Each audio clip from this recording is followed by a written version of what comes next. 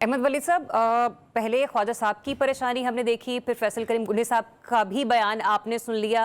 बुशरा बीबी की रिहाई के बाद वाकई जो हुकूमती इत्तेहाद है उसकी सफ़ों में हलचल मच चुकी है।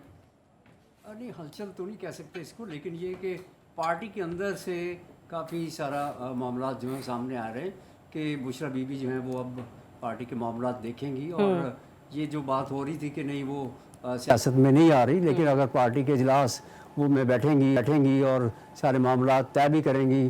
खान अहमद वली साहब, पहले ख्वाजा साहब की परेशानी हमने देखी, फिर फैसल करीम गुंडे साहब का भी बयान आपने सुन लिया। बुशरा बीबी की रिहाई के बाद वाकई जो हुकूमती इत्तेहाद है उसकी सफ़ों में हलचल मच चुकी है।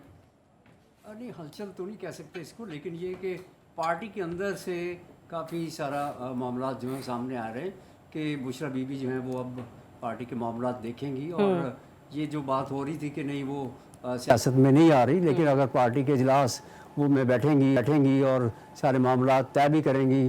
खान साहब जेल में हैं और उसके बाद बाहर जो है वो मामला अगर उनको किसी के ऊपर रिलाय नहीं कर पा रहे, ये बड़ा मसला है। मसला ये जैसे कह रहे थे कि जुनैद अकबर साहब कह रहे थे कि जी हम वो जो गद्दार हैं वो निकल जाएंगे, जैसे आपने कहा कि कुछ लोग ये कह रहे हैं कि उनको लेकिन मसला फिर वही आता है खान साहब के पास, यानी बानी पीटीआई जो हैं वो डिसाइड करते हैं। अगर एक शख्स जो है उसने अगर कोई वायलेशन की है तो उसके जो लोग हैं पार्टी के वो कहेंगे जी ये गद्दार है, लेकिन वो जब बानी पीटीआई से मिलता जाके तो वो कहते ठीक है यार आप सुलह करें ख़त्म।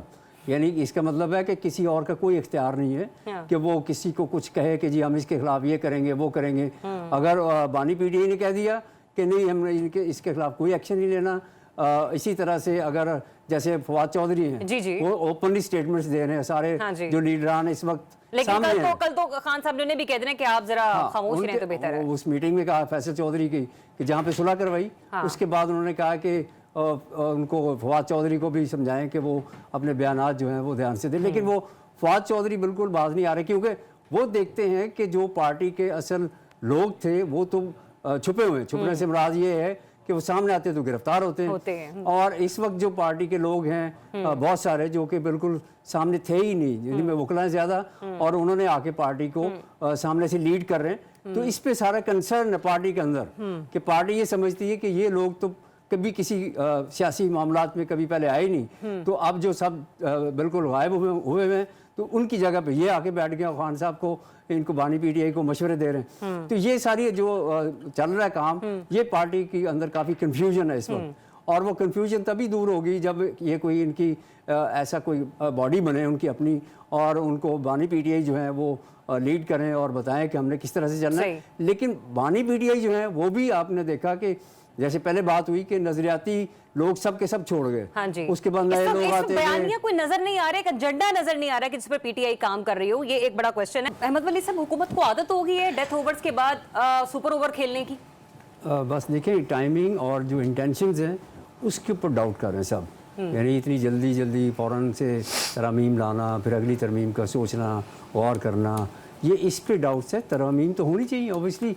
अगर कोई दस्तूर साजी, जैसे इख्तियार वली साहब कह रहे थे कि असम्बली का काम है, पार्लियामेंट का काम है कि जी दस्तूर साजी करना, बिल्कुल दस्तूर साजी करना अवामी मफाद में बहुत ज़रूरी है जहाँ जहाँ पे आप सोचते हैं। लेकिन एक लंबी बहस और ओपन पार्लियामेंट के अंदर, कौमी असम्बली के अंदर डिबेट होती है और फिर वो चलती रहती डिबेट।